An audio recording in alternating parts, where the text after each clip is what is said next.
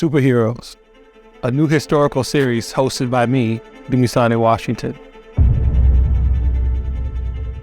We will explore the powerful and often overlooked contributions of Black historical figures. Each episode will focus on a different figure, from the days of King Solomon hosting the Queen of Sheba to modern times, highlighting their achievements and the challenges they faced.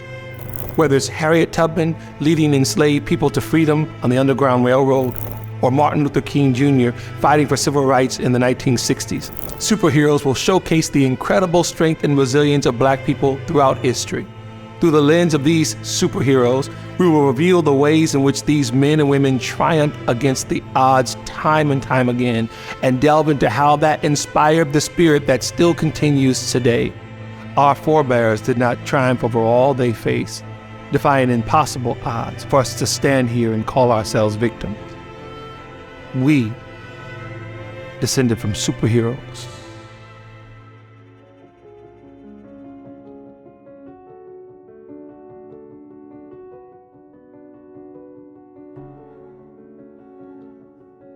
Booker T. Washington was born on the slave plantation owned by James Burroughs in Franklin County, Virginia.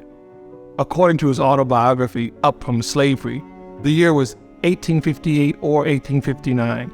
Booker's mother's name was Jane, and his father was an unknown white man from a neighboring plantation.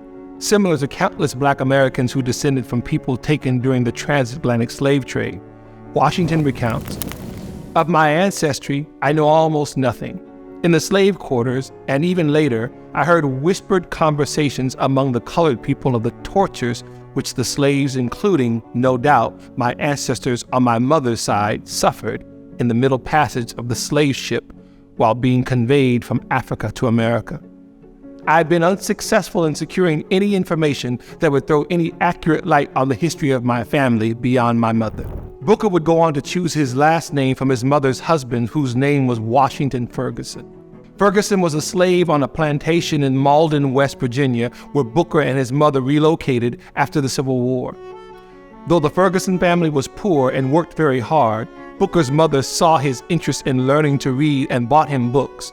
In 1872, Washington left West Virginia and walked 500 miles to enroll at Hampton Normal Agricultural Institute in Virginia.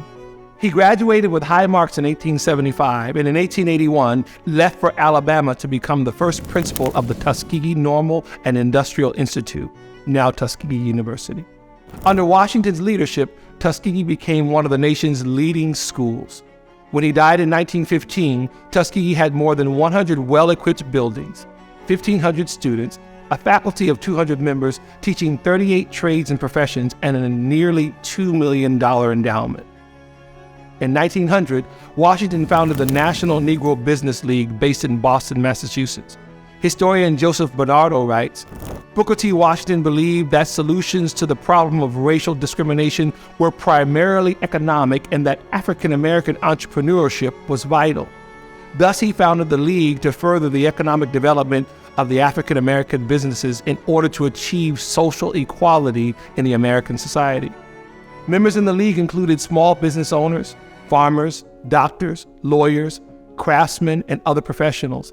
The League maintained directories for all major U.S. cities and incorporated African-American contacts in numerous businesses." Historian Tricia Martineau Wagner explains that Washington visited the famed Greenwood district of Tulsa, Oklahoma in 1900. When he saw how successful the Black town was, he dubbed it Negro Wall Street, now known as Black Wall Street. It was Booker T. Washington who was honored at the Stanton School in Jacksonville, Florida, when the children recited a poem written by their principal, James Weldon Johnson, entitled "Lift Every Voice and Sing." Jewish philanthropist Julius Rosenwald of Sears Roebuck and Company partnered with Booker T. Washington to ultimately build some 5,400 schools for Black children throughout the segregated South. These became affectionately known as Rosenwald schools. Rosenwald also served on the Board of Trustees at Tuskegee. Some Rosenwald schools still exist today as historic sites. Exactly 1 month before he died, Washington wrote in a letter of appreciation to Rosenwald, "I often wish that you could have some time to hear and see for yourself some of the little incidents that occur in connection with this work. I wish you could hear the expressions of approval that now come from white people white people who 2 years ago would not think of anything bearing upon Negro education. I wish you could hear the expressions of gratitude offered over and over again by the most humble classes of colored people. I am planning to see you in Chicago sometime the first week in November and go over matters a little more in detail. Though Washington and scholar and activist W.B. Du Bois had very different approaches to Black liberation, they also had great respect for each other. They both wanted equal rights and just treatment for Black people. Washington just believed the primary focus at the turn of the century should be education, entrepreneurship, and economic self-reliance. As he said in Up From Slavery, it is important and right that all privileges of the law be ours, but it is vastly more important that we be prepared for the exercise of those privileges. But economist Thomas Sowell gives an expanded picture of Booker T. Washington on comments linked in this video.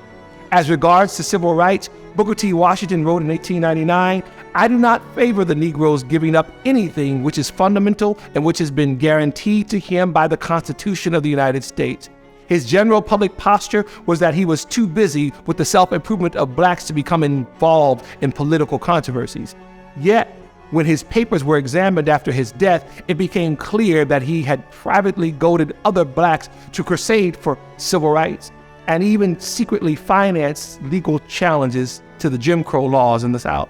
Washington was fully aware that to have done these things publicly would jeopardize the white financial support on which Tuskegee depended. Nor was this simply a matter of protecting his own interests. He understood the repercussions for others if he made explosive statements in the volatile racial atmosphere of the times. "I could stir up a race war in Alabama in 6 weeks if I chose," he said. But to do so would wipe out the achievements of decades of labor. Booker T. Washington, one of America's greatest superheroes.